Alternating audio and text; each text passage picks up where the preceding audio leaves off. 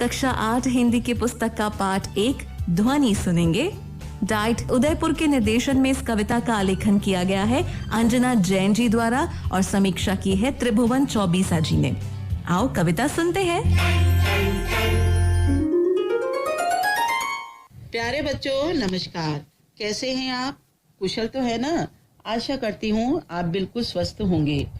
बच्चों, आपने ऋतुओं के बारे में तो सुना है, सर्दी, गर्मी, बारिश, पतझड़, बसंत, ये सारी ऋतुएं अपने वातावरण को प्रभावित करती है। लेकिन जो बसंत ऋतु है उसके आते ही वातावरण में जो भी नकारात्मकता होती है वो सारी खत्म हो जाती है। गर्मी में जो पसीना आता है, सर्दी में जो ठंड लगती है, बारिश में जो कीचड़ होता है, इन सब से हम दूर हट जाते हैं। प्रकृति की नई सुषमा चारों ओर वातावरण में छा जाती है। और ये जो बसंत ऋतु है, इस समय अपन देखते हैं कि आलस्य और निराशा भी दूर भाग जाते हैं। स्वास्थ्य, सौंदर्य व स्फूर्ति का वातावरण हो जाता है। पक्षियों का कलरव चारों ओर सुनाई देता है। बच्चे, बूढ़े सभी के चेहरे पर नया नूर झलकता है। प्रकृति के इसी परिवर्तन के कारण वसंत को अपन ऋतुराज भी कहते हैं, यानी ऋतुओं का राजा भी कहते हैं। प्रकृति की अनुपम छवि हमारे साहित्यकारों के अंतर्मन को बरबस सृजन करने के लिए प्रेरित करती रही है। इसी कारण बसंत ऋतु को दृष्टिगत रखते हुए प्रसिद्ध साहित्यकार सूर्यकांत त्रिपाठी निराला जी ने बहुत ही सुंदर काव्य रचना की है, जिसकी एक बानगी हमारी कक्षा 8 की हिंदी पाठ्य पुस्तक वसंत के अध्याय 1 में कविता ध्वनि शीर्षक के रूप में मिलती है।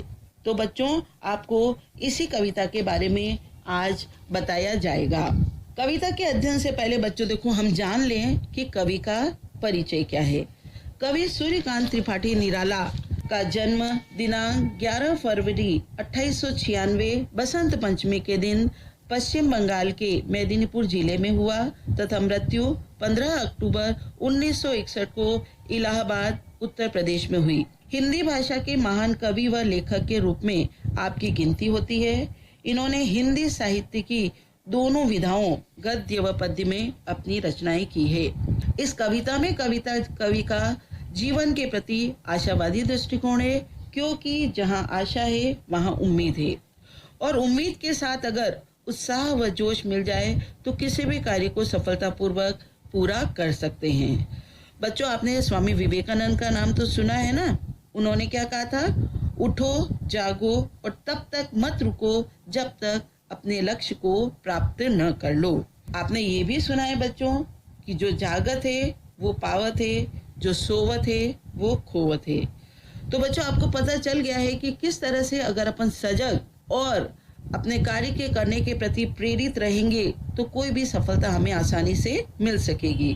तो आओ बच्चों, हम अपने ये पाठ 1 की जो कविता है उसकी शुरुआत करते हैं। सबसे पहले हम कविता का सस्वर वाचन करेंगे।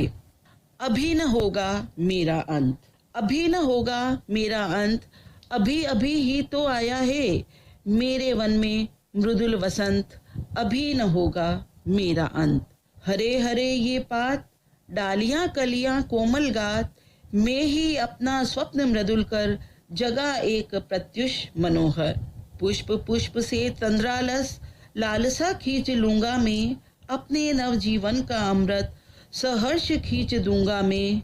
द्वार दिखा दूंगा फिर उनको, हे मेरे वे जहां अनंत, अभी न होगा मेरा अंत, अभी न होगा मेरा अंत। तो बच्चों, कवि निराला ने इस कविता के माध्यम से प्रकृति के प्रति, इस सृष्टि के प्रति अपनी संवेदना को बताया है। प्रकृति का सुंदर वर्णन भी इसमें किया है कवि ने।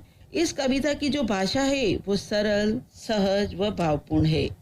कविता में कवि का जीवन के प्रति आशावादी दृष्टिकोण भी पता चलता है, अर्थात कवि जीवन को पूरी तरह जीना व समझना चाहता है तथा इस जीवन की सुंदरता के प्रति आकर्षित भी है, जीवन को प्यार करने वाला है, उत्साही है और कर्मशील है। कवि कहते हैं कि अभी न होगा मेरा अंत, अभी अभी ही तो आया है मेरे वन में मृदुल वसंत, अभी न होगा मेरा अंत। यानी कि कवि आशावादी विचारधारा रखते हुए ये बता रहे हैं कि मेरा अंत अभी नहीं होने वाला है, अर्थात मेरा जीवन अभी समाप्त नहीं होगा। मतलब है कि जो व्यक्ति निराशावादी होता है, जीवित होते हुए भी वह मरे हुए के समान होता है, उसके अंदर किसी प्रकार का कोई उत्साह, खुशी नहीं होती है, और जिस व्यक्ति के अंदर ऐसी भावनाएं होती है उसी का अंत होता है, और ऐसा करते करते वो अपना समय भी समाप्त करता है। परंतु यहाँ पर अपने कवि आशावादी हैं, और आशावादी होने के साथ साथ वह ये भी जानते हैं कि जीवन में सुख और दुख दोनों हैं, ये सिक्के के दो पहलू हैं, आते जाते रहते हैं। जिस तरह से ऋतु चक्र चलता है, जीवन भी उसी भांति चलता रहता है। कवि ये भी कह रहे हैं कि मेरे जीवन में भी अभी अभी ही बसंत ऋतु आई है। बसंत ऋतु यानी फूलों के खिलने की ऋतु, पेड़ पौधों पर हरे भरे पत्ते, नई कोपलें आने की ऋतु, चारों ओर हरियाली के वातावरण की ऋतु। कहने का मतलब है कि अभी अभी ही तो मेरे संघर्ष रूपी जीवन में थोड़ी बाहर आई है, ऐसे में मेरा अंत कैसे हो सकता है? अभी तो मुझे बहुत कुछ देखना है, बहुत कुछ करना है, बहुत कुछ कहना है, अतः मेरा अंत नहीं हो सकता है, मैं अंत होने भी नहीं दूंगा। देखो बच्चों, कवि कितना आशावादी है कि वो कह रहा है कि मैं अंत होने भी नहीं दूंगा। उसका दृष्टिकोण हमें यहाँ पे पता चल रहा है, जीवन के प्रति सकारात्मकता। बच्चों, आपने अभी बसंत ऋतु का नाम सुना। मैं आपको बताना चाहूंगी कि जैसे पहले भी बताया कि 6 ऋतुओं में बसंत ऋतु का राजा है। मौसम जो इस समय कहते हैं बड़ा ही सुहावना होता है। एक कवि का यही कहना है कि जीवन में युवा काल भी इसी भांति होता है। कवि का कवि कर्म भी अभी ही शुरू हुआ है। इस ऋतु का जो सुहाना मौसम है वह जीवन के संघर्ष के दूर होने का प्रतीक है, आशा व उम्मीद की किरण है। तो ऐसी स्थिति में कोई भी अंत नहीं हो सकता है, जीवन सुचारू रूप से चलता ही रहेगा। अगर जीवन चल रहा है तो हमें आसानी से हर चीज प्राप्त होती रहेगी। आगे की पंक्तियां है, हरे हरे ये पात, डालियां कलियां कोमल गात, मैं ही अपना स्वप्न मृदुल कर, जगा एक प्रत्युष मनोहर। यहाँ पात का अर्थ पत्ता है, गात का अर्थ शरीर है, निद्रित कलियां मतलब थोड़ी खिली हुई कलियों से है, वह प्रत्युष का मतलब सवेरा है। कवि कह रहे हैं कि जिस प्रकार बसंत के आगमन पर चारों ओर पेड़ पौधे पर हरे हरे पत्ते आ जाते हैं, वृक्षों की डालियां कोमल पत्तों व कलियों से ढक जाती है, उसी प्रकार कवि के जीवन में भी उत्साह, उमंग व जोश का संचार हो रहा है। वह युवा पीढ़ी को जगाने का स्वप्न देख रहा है। वह अपने जीवन के इस उत्कर्ष काल में अपनी रचनाओं के द्वारा यश का प्रसार करना चाहता है। अपने हाथों को नींद से अलसाई कलियों पर फेर कर चाहता है कि उन्हें सुंदर सुबह का एहसास हो, उन्हें सुबह का संदेश मिले कि जागना है, चलना है, आगे बढ़ना है, सफलता को प्राप्त करना है। कहने का अर्थ है, नवयुवकों को निराशा के गर्त से निकालकर उत्साहित करना चाहता है कवि।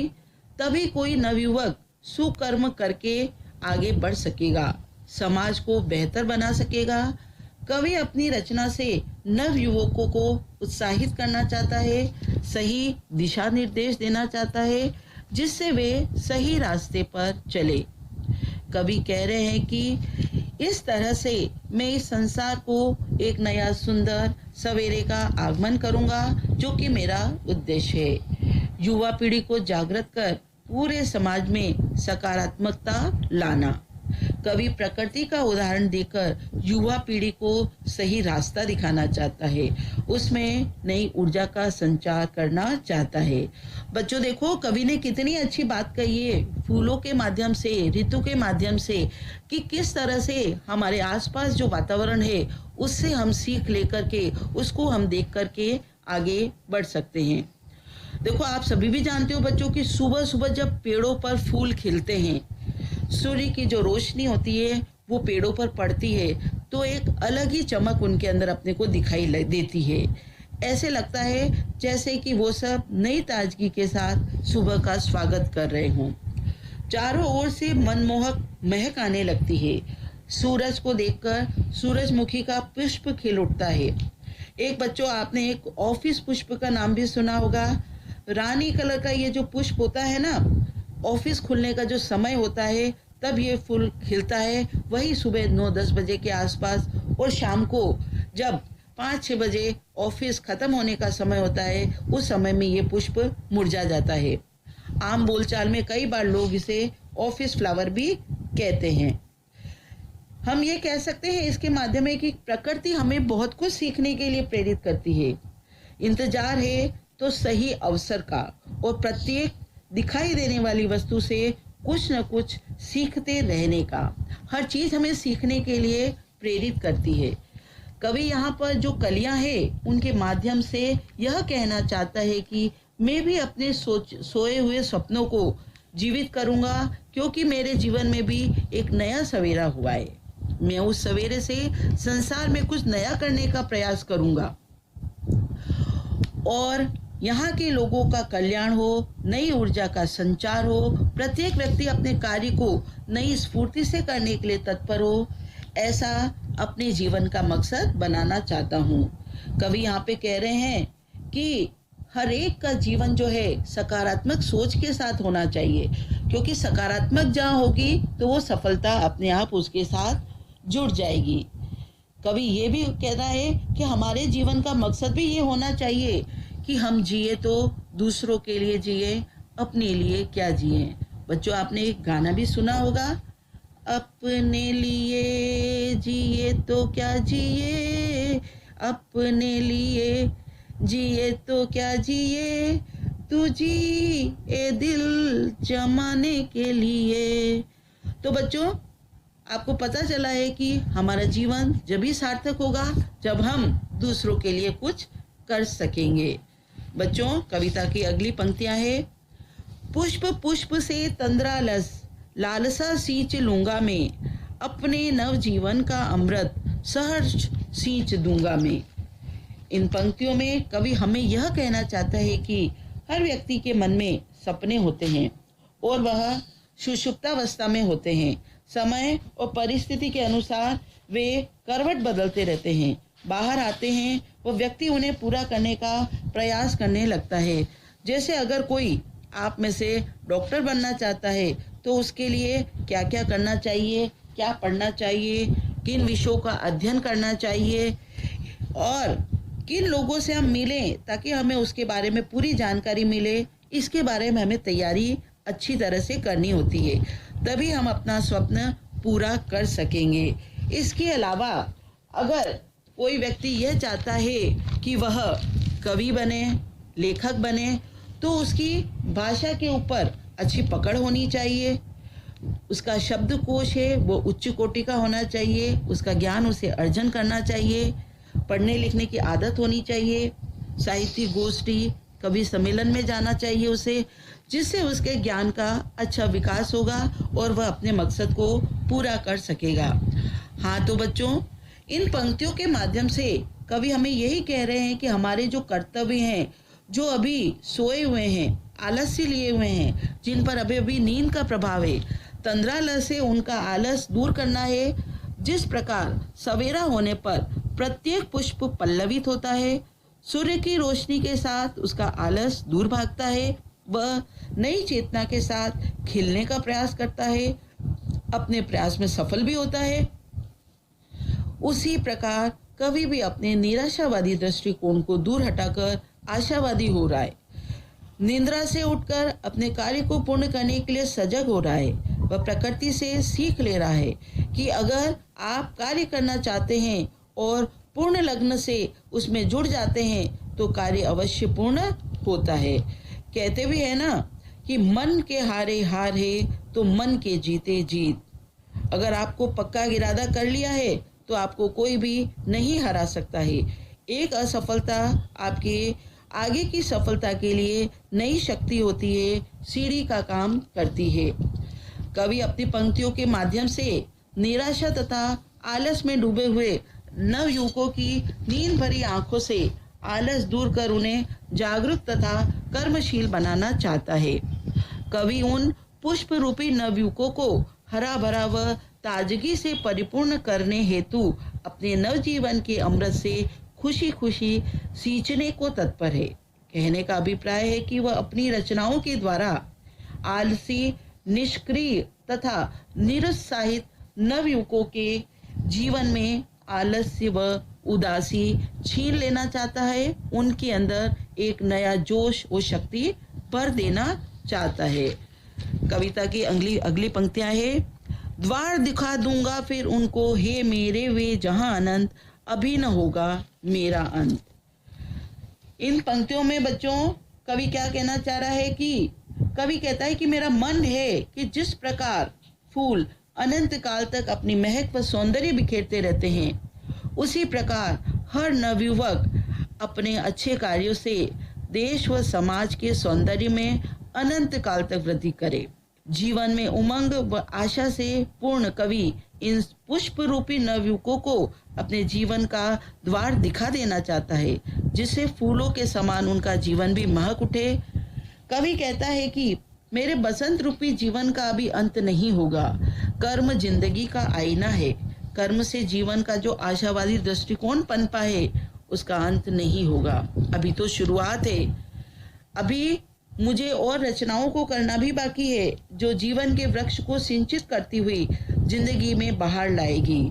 ये बहार ही हमारी ऊर्जा होगी, शक्ति होगी, जो हमें आत्मविश्वास से परिपूर्ण करती हुई प्रगति मार्ग पर सकारात्मक सोच के साथ बढ़ने के लिए प्रेरित करेगी।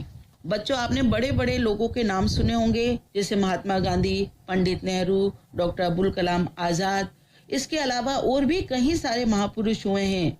इन्होंने अपने जीवन में जो ऊंचाइयों को प्राप्त किया है, वो सब बच्चों एक ही दिन में नहीं मिला है। एक ही प्रयास में इन्हें सफलता नहीं मिली है। ये बार बार गिरे हैं, बार बार उठे हैं और कई सारी कठिनाइयों को झेला है, तभी इन्हें सफलता मिली है। इन्होंने रुकना ठीक नहीं समझा, असफल हुए तब भी चलते रहे, अपना कार्य नए नए उत्साह व उमंग के साथ करते रहे, तब जाकर सफलता ने इनका दामन चूमा। हमेशा जीवन के प्रति सजग रहे, कर्तव्य पथ पर लगे रहे, मार्ग में अमृत जहर जो भी आया उसका पान करते रहे, तभी अपने कार्य को सही अंजाम दे सके। मार्ग में मिलने वाली हर कठिनाई को दूर कर अपने लक्ष्य पर ध्यान केंद्रित करके मार्ग में मिलने वाले कांटों को बाहर का रास्ता दिखाकर ही वो नई ऊर्जा से पूर्ण हो सके और अपने लिए और अपने से जुड़े जो लोग थे उनको अच्छे कार्यों के लिए प्रेरित कर सके, देश व समाज के सामने एक उदाहरण बन सके। अर्थहीन चीजों से परे हटकर सार्थक चीजें समाज के सामने, देश के सामने प्रस्तुत कर सके। देश के युवाओं में नया उत्साह, उमंग व ऊर्जा भर सके, ताकि देश का प्रत्येक नवयुवक कर्तव्य मार्ग पर चले, इसका प्रयास कर सके।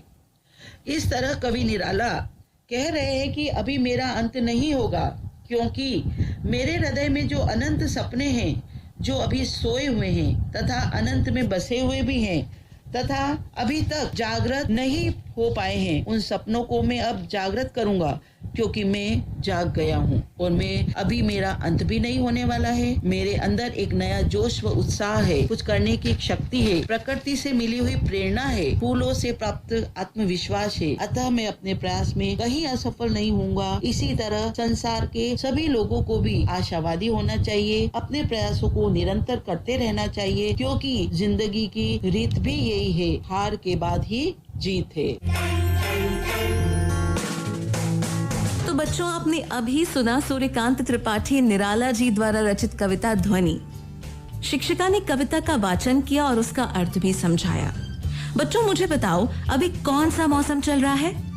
गर्मी। हाँ, अच्छा, आपको ऋतुओं के नाम पता है? आज पता करना और कॉपी में लिखना। अच्छा, मैं एक और काम देती हूँ। मैं कुछ शब्द बोलूंगी, आप उन्हें अपनी कॉपी में लिखना और इन्हें जोड़कर वाक्य बनाना। लिखो: डाली, अंत, सवेरा, सूरज और जीवन। अगर आपका मन करे तो इन शब्दों से कोई कविता भी बना सकते हो। जो भी लिखो अपने घर वालों को जरूर सुनाया करो, ठीक है?